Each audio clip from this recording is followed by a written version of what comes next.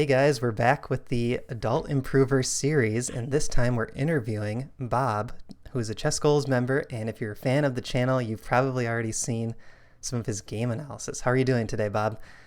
Doing very well. It's evening here in the UK, so I'm off tomorrow. So all's good here, thanks. Yeah, It's good to have you. Thanks for agreeing to do the interview. no problem. All right, Bob. So let's start with your chess history, kind of talking about your games as a youngster.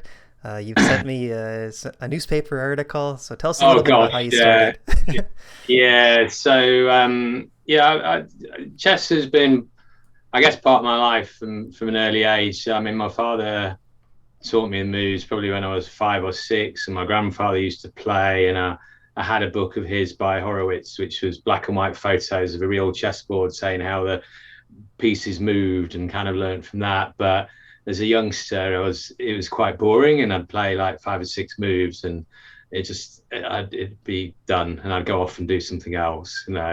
Um, but then I went up class at primary school, and the teacher in that class was a guy called Jeff Horner.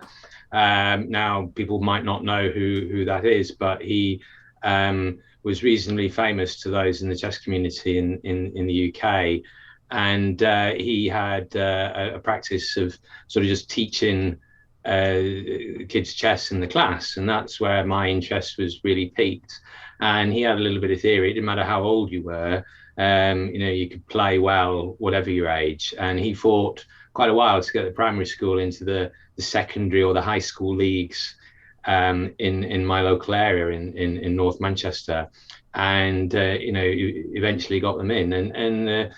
I was sort of about eight, nine then, and the primary school children could play in the secondary school league, so they're playing with people up to 16, and a few years later, after I left the school, they were winning that sort of league, and I have happy memories of the class, and a big magnetic black and yellow magnetic demonstration board, where he would teach various things, or play, one of the children would play the rest of the class or something, and he would explain what was going on. So yeah, very happy. Unfortunately, I left that class and had to go to another school, so that was a killer for my chess career, in that sense.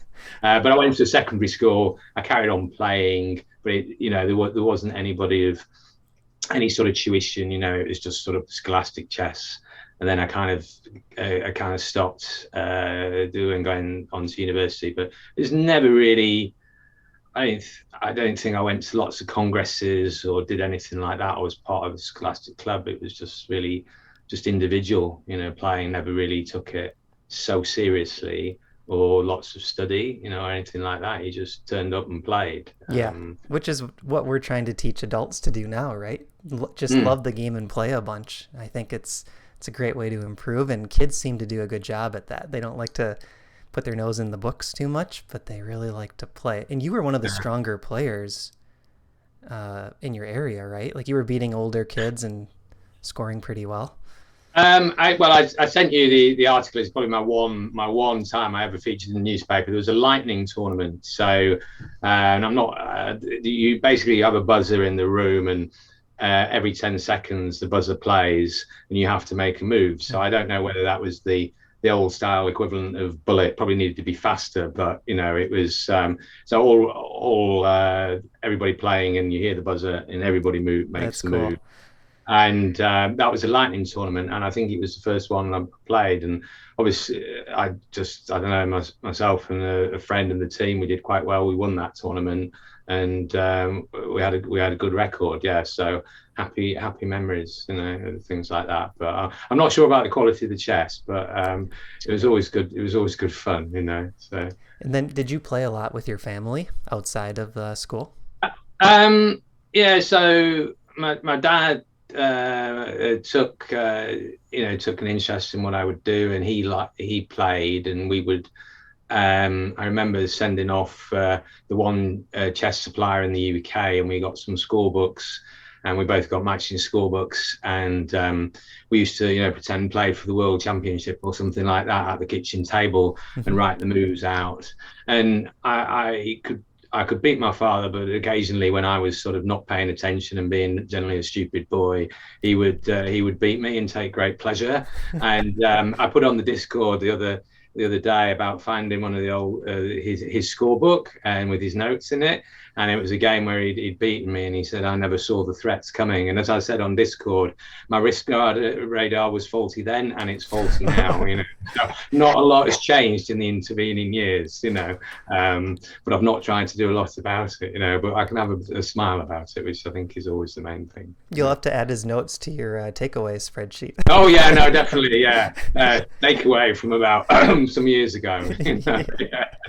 Well, I found the hardest thing back when I was around that age was just finding people to play.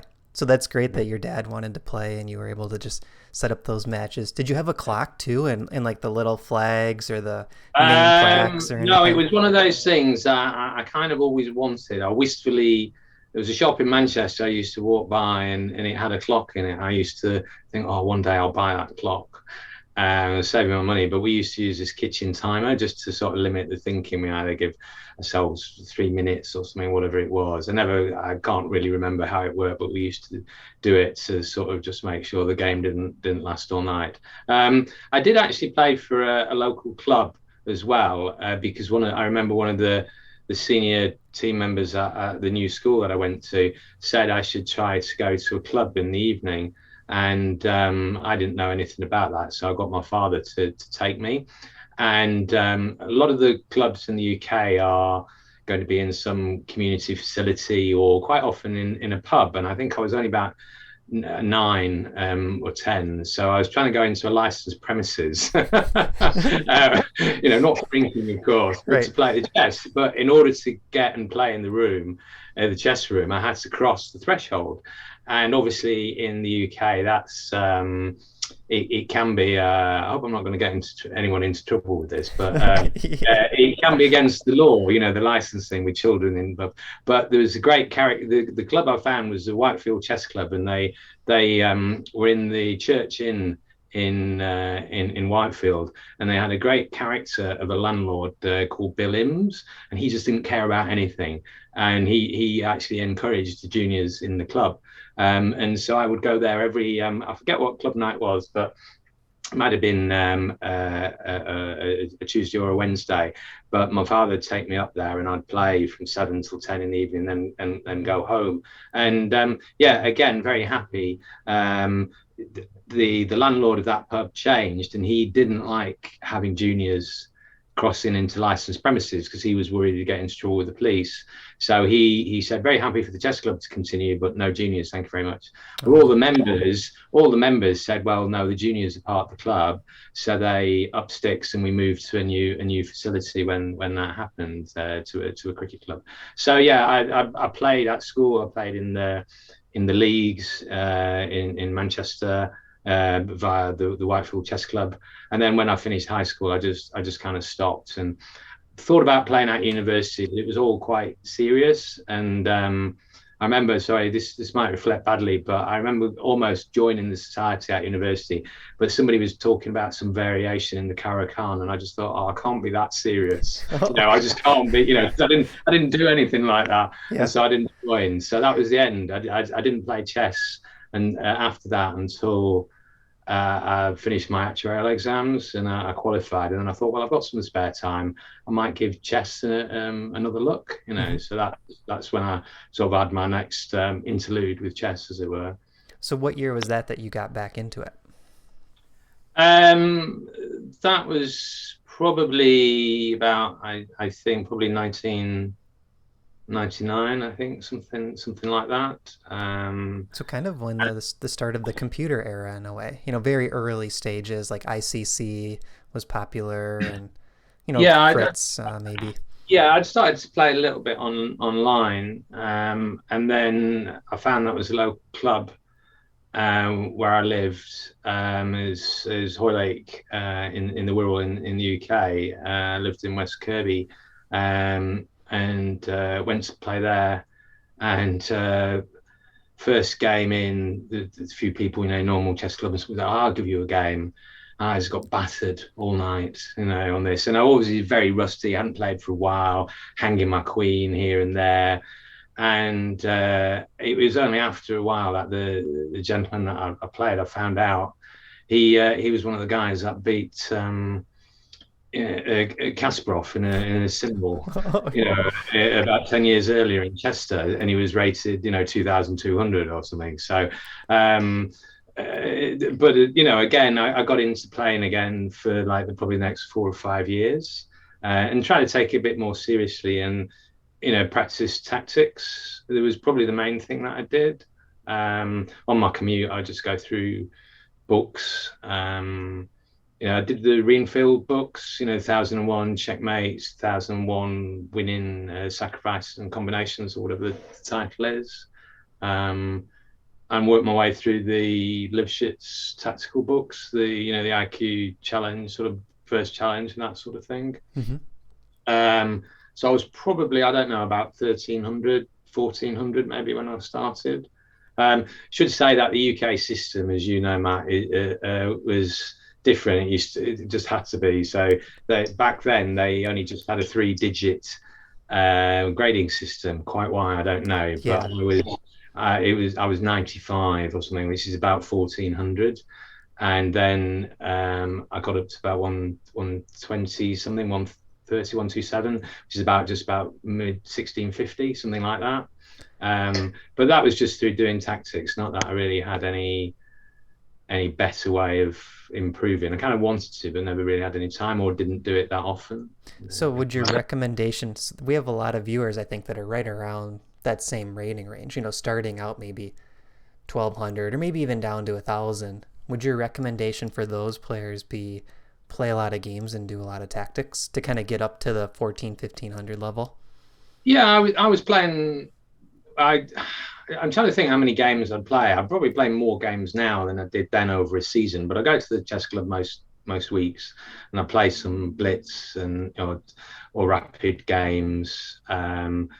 And yeah, I'd say I was playing, but I was just doing a lot of tactics, because you'd know that you'd hang a piece or you'd miss a combination or do something wrong. I probably didn't do that much analysis of my games or look over things. Maybe if I'd got an ending or something that I didn't know what to do, I might look it up if it happened. My openings were just things, odd ones that I'd play, but I didn't really know lines as such. I knew general structures and shapes, and that's about as much as I would know. I wouldn't know precise move order. So I just really studied. I just did tactics and played. That was it, Okay. And that did enough for me within the Great Science, because I went from 1,400 to something like 1,650 probably in a couple of years, with just doing that. And I noticed a big improvement from just doing those 2 Greenfield books, which is probably like 2,000 tactics, and got quite a lot out of doing the Lifshitz books. A bit of set up the board. Those books are very prescriptive about how you do it. Give yourself a time limit, set the board up, write out your solutions, don't look at the answer, go to the next one, write them out, and only after you've done all 8, then you go and mark them and check your total time. And if you did that, and I did that, and I've still got the scores in the books, and I've started doing them again, and I'm just on a par with where I was, so it gave me some confidence to restart playing in the tournaments again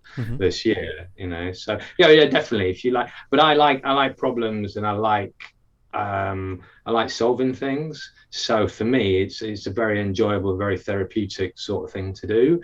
I wasn't doing it I knew it'd make me better, but that wasn't the reason I was doing it. I did it because I kind of liked it. Because I think one of the things you've got to do is you've got to do something that you like. And if you're doing this for a game because, this is going to get me rating points, but you don't like it, I personally, I would find that a bit dull. I remember buying an endgame book many years ago, and I thought, this will make better in endgame. Yeah, it's just so dull. I never, and I couldn't, even though I thought I really do need to do this because I need to get better at endgames, I couldn't bring myself to study it. And, you have to keep chess fun. I think that's a big part of it. And if you enjoy the process, that's one way to keep it fun, right? If you enjoy doing the puzzles, playing the games. But for some people, they're okay kind of pushing through work that feels hard. If they see the results, that's where the fun can come. But I think one thing that stands out with what you're telling me about studying all these puzzles, your tactics are really strong, Bob. So when I look at your game reviews, or if I'm doing like puzzles on YouTube and I see you in the chat, you always impress me with your tactical vision. And I think, that is something that's come from doing so many tactics throughout your chess career. Yeah, I think I'm very bad actually, but there we go. So I I want don't to think get so. better. Maybe you're still losing with tactics, but I think you're doing good. Yeah. I think it's the thing that I want to, that's the thing that I'd like to get better at, and I haven't got an arbitrary rating aim or something or why I want to play chess. I like the process. I like doing it. From a kid to now, it's been enjoyable, and you just want it fun. And if you lose at a game, well, you lose. But if you've done your best and you've tried and you've enjoyed the game and you've created a piece of art, and I lost a game in an online tournament for NCL, Four Nations Chess League in the UK on Tuesday. So I'm playing in an autumn congress where we play every fortnight, and it was a tough game. It went on, but it was enjoyable. I didn't feel bad about losing because it was a kind of a tension through the game, and eventually something cracked. But I hadn't made silly mistakes. I hadn't defeated myself. I'd given the other person a run for the money, and we did a debrief afterwards, and he was quite complimentary. I mean, he was a good player. He was older than me. He'd improved in sort of lockdown in COVID, and we talked about things. So again, it was just enjoyable, and Yeah. I think that's the main thing that I want to get from my chess, really. I find like the rating range of about 1800 to 2200 is a really fun spot to play in, because you don't find that players just voluntarily make big blunders and mistakes in classical time controls, but you get those games like you described where it was like a tense battle. Both sides are kind of fighting for position, initiative, mobility of the pieces, and then eventually one player cracks, but it's not like, oh, they just hung a piece or they missed this fork completely.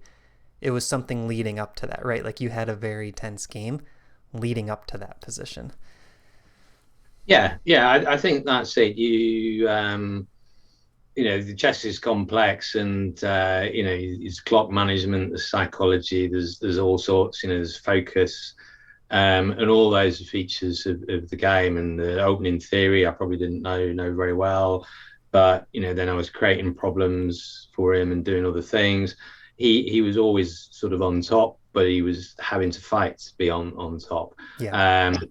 And yeah, I just like that is a process. And yeah, like anyone else, I kind of want to get better, but I'm older. You've not asked my age, so I'm keeping that quiet. But I will divulge it. But it's just that there's a limit. You've just got to be realistic, and you've got to say why you're doing these things and what do you want to get out of it. And if you have got a rating goal, well, why do you want to do it? Because you've got to put a lot of time into this, and you might want to do other things. So you've got to be, I guess you've got to know why you're doing it. Yeah. And what are your goals now? Do you have a specific rating goal? And also maybe talk a little bit about your current training plan.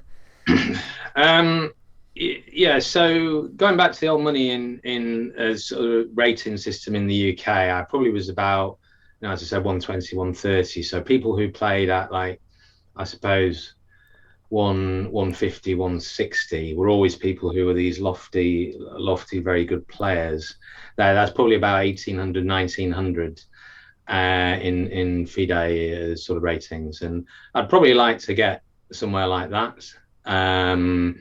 If I'm fortunate enough to do it. And in terms of my training at the moment, I kind of started out trying to follow one of your chess goals plans, and that was with the daily activity and doing the use of POF and playing. And I just couldn't keep up with doing something every day in that volume, just with work and what have you.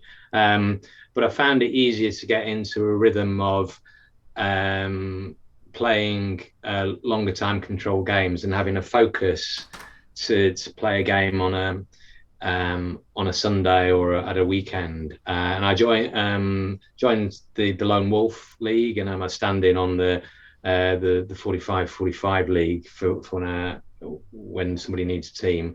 And I sign up every now and again for an online tournament. So kind of got a plan I'm sort of averaging, I don't know, a game or two a week, something like that. So I've got an aim that end of the year I'll play, I don't know, 60, 70 games, something, since I started back in March, which I think is a sensible number. And I've tried to get into something that I didn't do previously when I played, which is probably a reason why I never really improved, is because I never really analysed my games properly. So as part of the chess goals, then I've sent you the analysis, and I started out with your recommendations, just doing my notes. I didn't really know what I was doing. Mm-hmm. And you were very kind enough to say, well, actually, you've gone about this reasonably the right way, more, probably about more by luck than judgment. And I just try and keep that going. So I'll play a game, try and get it into the online system, might sit there for a couple of days, but then I go in it and I go through and type my notes out. I know bits of openings, and the most time I learn openings is either when I'm preparing for a game or when I'm doing my analysis. I rarely touch them outside of that, mm-hmm. which shows in my opening play, because I don't really know what I'm doing. But I find that quite useful, and maybe I do make mistakes the same a few times, but then I kind of stop, because then it starts to hit me in a game and I think, oh, right, I played that wrong before, I'm not going to do it again. And I find that very helpful.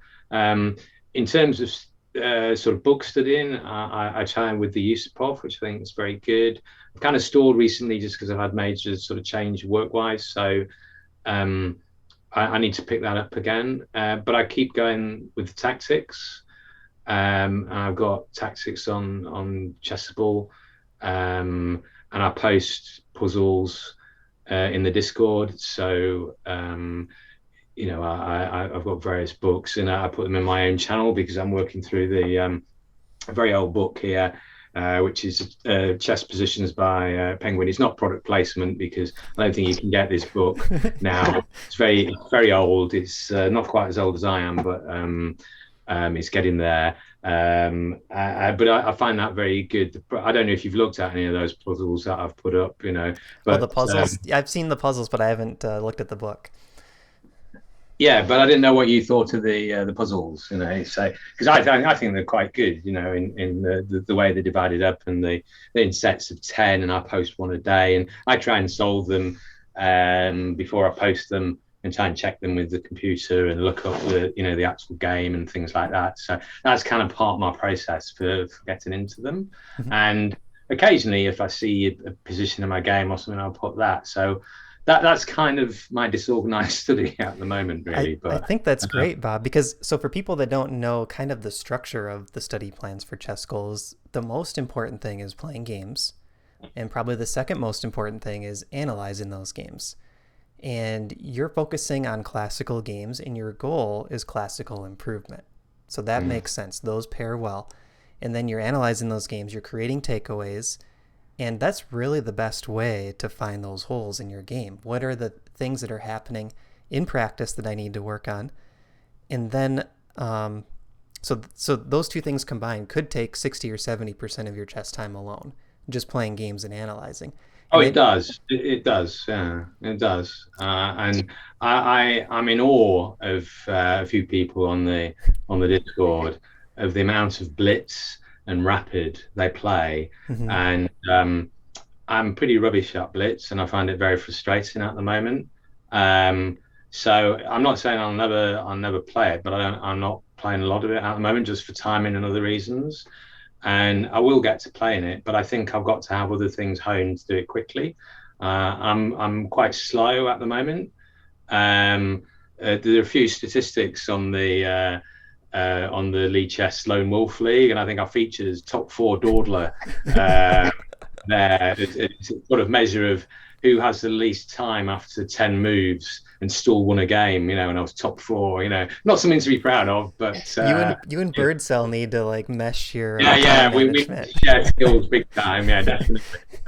He'll start a 45-45 game and end with 48 minutes on the clock. Yeah, I dream of that. I dream of it. Like, Yeah. I think a good goal for you, Bob, would be to play more games. I know you didn't ask for my advice, but one thing that I've done a blog post on too, playing more Blitz. It could be Blitz or it could be Rapid, but the more games you get in, the more you get to see all those different positions. And even though it can be frustrating to lose a quick game or just make a silly blunder that you wouldn't make in classical, um, I find for adults especially, it's one of the biggest hangups for us to improve. And it happens to myself too, is we just don't play enough games, and we don't get to see enough of these positions over and over in our practice. Yeah, no, I'm very conscious of that. I mean, I play the computer, which I didn't mention. It's often because just when I finish work and other things, it's late in the evening, and I can play the computer, but I don't feel I've got the energy to do things on Blitz online. Mm-hmm. So yeah, no, I completely agree, and I know that's a big hole at the moment, and I'd like to play more, but um, and that in Blitz is clearly the gap that I've got, and also just keeping going with kind of the Yusupov study, which is kind of stalled a little bit at the moment. But I've been trying to pick in with doing a bit of strategy because I think that's been letting me down in some of my games, and also looking at perhaps being more risk aware in games. I've been looking at some Dan Heisman books for like move safety and just the process of choosing a move. So those is like some of the things I've been trying to deal with, my takeaways, and also my time management. So it's a bit of a hodgepodge, and I'm a bit of a crazy maker, sort of going around a few things. But it's But I'm in it for the long haul, and I'm not thinking about next week. I'm thinking about, well, where will I be next year or the year after that? Because I played for 4 or 5 years, as I said, sort of 20 years ago, and I know how hard it is to make an improvement. So I'm not looking for improvement, next week, the week after, next month. It'll be, do I feel I'm better? I'm playing better, and I'm trusting that process, yeah. and I'm not looking for external validation in terms of a rating move, because I think I just know that there's just a lot of questions on online ratings. And for example, this online tournament that I'm playing in, the ratings are all over the show. The 1900 player I played, he had 1700 League Chess rating, and on League Chess I outrated him by 100 points. Right. No way, So it's just all a bit crazy. Yeah, when it comes to really knowing the strength of your opponent, nothing compares with over the board play, where you just you pretty much know what you're going to get. And especially with the online leagues, I feel like sometimes players hop in an online league and they don't really have a lot of games outside of the league, or they're playing a different time control, but it's counts for the same rating category.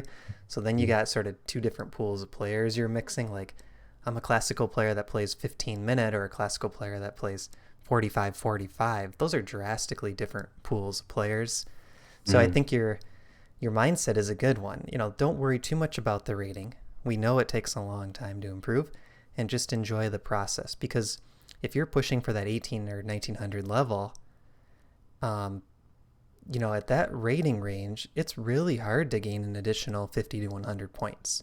That'll take over 12 months for a lot of people, even when they're working hard at their chess. So I think it's a good mindset to just keep focusing on the system. And then one other thing I thought of earlier, Bob, so you mentioned how sometimes having that daily checklist of tasks is difficult to complete your tasks each day, and then maybe you get discouraged, like you fall behind a day or two. You introduced a system that maybe you could talk about briefly, where you have kind of tiers of activities where you say, okay, I need to get these main activities done, It doesn't matter which day they're completed on, and then I can go to tier 2 and tier 3. Yeah, so there's the old time management analogy of, being shown an empty jar, and you put a few rocks in it and somebody says, is it full? And people say it's full, and then people add some sand in the jar and say, is the sand, is it now full? And people say, oh yes, it's full. And then people add water to it, and they say, is it full now? And that sort of thing. It's just saying that you can always get a little bit more in, but there's some things that have to go in first, and then other things that you can fill in. So I found it was better to work on a weekly sort of cycle for me, and I wanted to get something that worked like caterpillar tracks. I have this phrase which it just needs to roll itself. If I'm having to do something and make it happen, I get distracted because I've got a client engagement or something that's taking my time, it'll drop off. But if it's part of my schedule and I've got an external influence that makes it happen, it will happen and it will play itself. So joining a league, joining a club, playing Wednesdays, organising something in a schedule. Lone Wolf comes out on a Monday. I got a Slack message, says you're being paired with this. Message your opponent within 24 hours. Arrange a time. It happens, and I play. Yes. And then I've got to process that. Oh, I've just played the game. And I've lost. I've won. I've drawn. Whatever it is.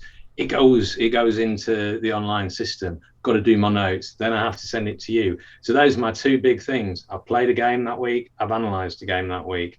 I might have done some opening theory. I've also done some opening in preparation. I've done some opening theory in the review. I've then got my tactics that I fill in, and my takeaways, which are like the pebbles or something that I go in that I try and work on. I should be working on the Yusupov book. I haven't quite got that in an automated way. But I see these as like big lumps of things that I need to do, and the ordering for me at the moment, and it probably isn't really working, but I'm just trying to play, analyze, and do tactics and do some takeaway management, and it's a work in progress to try and factor the other things in. But for me, even though it's pretty bad, I'm still playing and analyzing every week, which even when I was quite under stress with work over the summer, I was just working lots and lots. That was still happening, so I was really pleased about that. Yeah, and it sounds like you're doing the most important tasks first. It's really hard to find classical games, and you've created a system where you can play, well, classical and over the board. You've created a system where every single week you're getting those in, and I think if I can be a small part of helping your process, I enjoy that too. Like, I know sometimes you'll say, oh, Matt, here was my Lone Wolf game, and I'll say, oh, did you analyze it yet, Bob? To get to see your notes. But I think, one thing I really enjoy about the ChessGoals community is most players come in with one of the pre-packaged study plans, right? And then they start to dig into the analysis. They start to figure out what works for them. They see what other members like yourself are doing. And then they're able to tweak the study plans to work for their own personal needs. So you found a way where, with your schedule, with your times you have energy to play, etc., that you're able to get all of your activities in. I think that's awesome. I don't think there's really anything more valuable for chess improvement than being able to understand your own strengths and weaknesses and create a system of study, where you're not just thinking like, oh, I don't have time today to study. You're saying, no, I had every single Monday I get a Slack message. I have to set up that Lone Wolf game, right? I can't make an excuse like, oh, I don't have time today. So I think that's a really good system that you have in place, Bob. Yeah, no, I mean, it might not be the best. It might not be the maximum and the optimum for improvement, but it keeps me playing chess. I enjoy it, and I do the associated things around it and try and study with the game and try and keep up with the Discord. And again, the Discord, I try and keep up with the puzzles on that. That's kind of a little bit for me because I try and solve it before I put them in, but also that just makes me do something every day, And I appreciate you doing that, Bob. So for people that don't know, we have a Discord server and we have a channel called, I think it's Daily Puzzles. Every day, Bob puts a puzzle in there. And some days, 2 puzzles, and like we have Queen Sacrifice Fridays, and he'll send me those for pre-approval just because I love the Queen Sack so much. Queen Sack Friday, Matt. There we go. Yeah. So I really appreciate you doing that, Bob. Thanks for that. So yeah, every single day in the Discord, Bob is posting a puzzle, and he's solving those puzzles most of the time himself too, for his own improvement. All right, Bob. So we're a little over a half hour in. Is there anything else you want to talk about, sort of general topics, or do you want to wrap up here and people can leave their questions in the comments for you too? Um, I, I, I don't know if there's anything else. I really talked all, um, how things go in chess wise. I don't think I've left anything out really. I've only recently started back. I suppose I said, I started in March of this year with a tournament. Joined. That was my first sort of competitive chess. I think some of those games have been on YouTube that you've analysed and we went through. And I'm sort of about six or something months in, just keeping going with what I started, and I'm playing in the 4NCL tournament again. An autumn tournament, slightly different format, not all in one weekend, but spread out over 2 months in the winter here in the UK.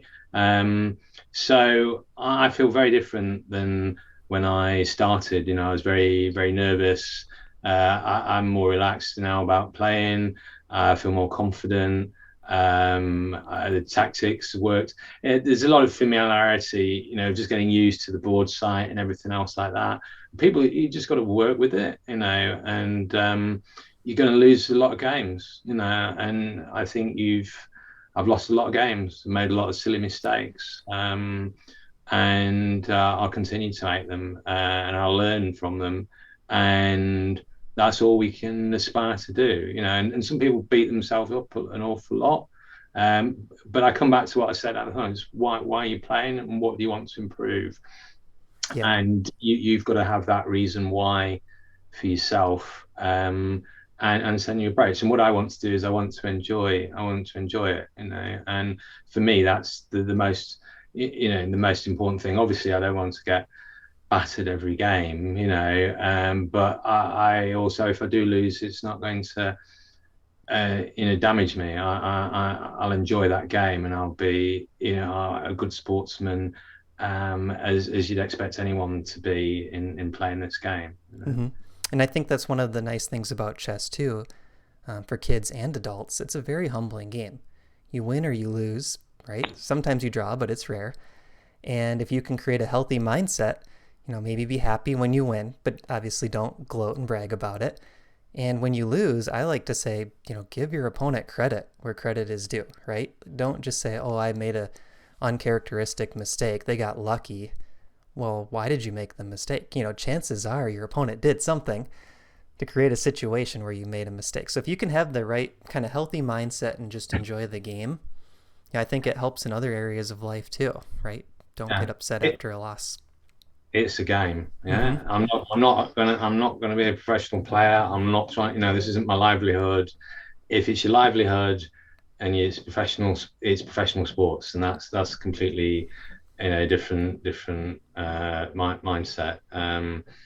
But it depends what sportsman or woman you are, because if you're a competitive animal, then I can understand you'd have a different mindset in the way that you played, Yeah. Because I know people do take, they want to win tournaments and things like that, and we all want to do it, but you've got to do that with good grace and good sportsmanship, and to enjoy it, win, lose, or draw. And I can tell you, I used to be an angry player when I would lose. To the point that it would carry over mid-game, right? Say I missed something mid-game, or, let's say a weaker player who I think I should beat, found some tactic on me. It would upset me during the game, and it would alter my play. So in order for me to kind of get to this last tier that I've been able to achieve, kind of like the maybe 2120 up to 2200 USCF, chess psychology was actually a huge one for me. Being able to just, and a lot of people are surprised to hear that because they don't think I would get upset, but I would be I can't imagine that, actually. I can't imagine you throwing the chessboard at somebody. I'd be very hard on myself. So that was something that I had to learn.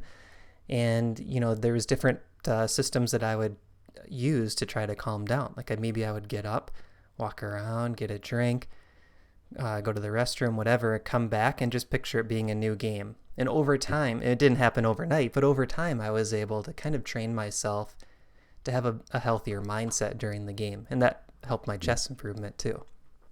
No, that's very interesting because, as I said, it's a complex game and there are many facets in it. And those that are very good at the game have mastered, most of those facets of the game, haven't they? So yeah, I think sometimes we read too much into it. I used to buy books from an old secondhand bookseller up in the Wirral, and he used to have a very small shop, and he never liked chess, even though he sold chess books, because he thought it was. And I used to buy a lot of books off him. Probably still got a lot of them here, and but he thought it was quite adversarial and quite, I suppose, somebody being better than another or being intellectually superior. And sometimes we have a wrong kind of concept. Someone's a better chess player. End of. And I know there's various correlations, but that's it. You've lost the game. And I don't think there's lots of other things around it. Some people spend a lot of time on chess.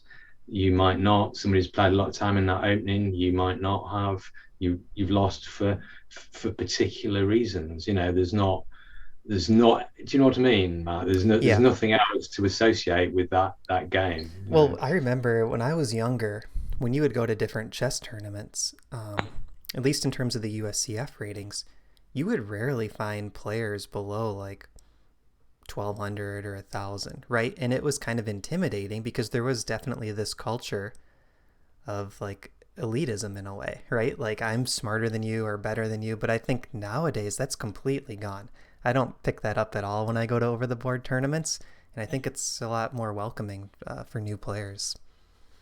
Yeah, I mean, if you're in a club, there's somebody who's going to be at the top in the club who's a very, very good player. And there's going to be somebody in the bottom and a lot of people in the middle, right. and you're all part of that club and creating that ethos and that environment. And you'd like to think that people can do as you say to be inclusive, to people recognise, and people have either worked very hard or have got some natural ability that have got to the top. Others have done other things in life, but they like playing chess, but they don't want to, they don't want to be a top player or haven't got time. They've got other things in it. It's that balance, of what you do, which again comes back to what's your goal in chess. Yeah. Well, Bob, I really appreciate you doing this interview. This was great. You gave a lot of good insight. I think one thing we should do before we wrap up, Bob, to prove that we're not in the same room and you're sitting around the corner. High five. We did that. High five. High five. Yeah. Thanks, Bob. Thanks everyone for watching. Have a good day.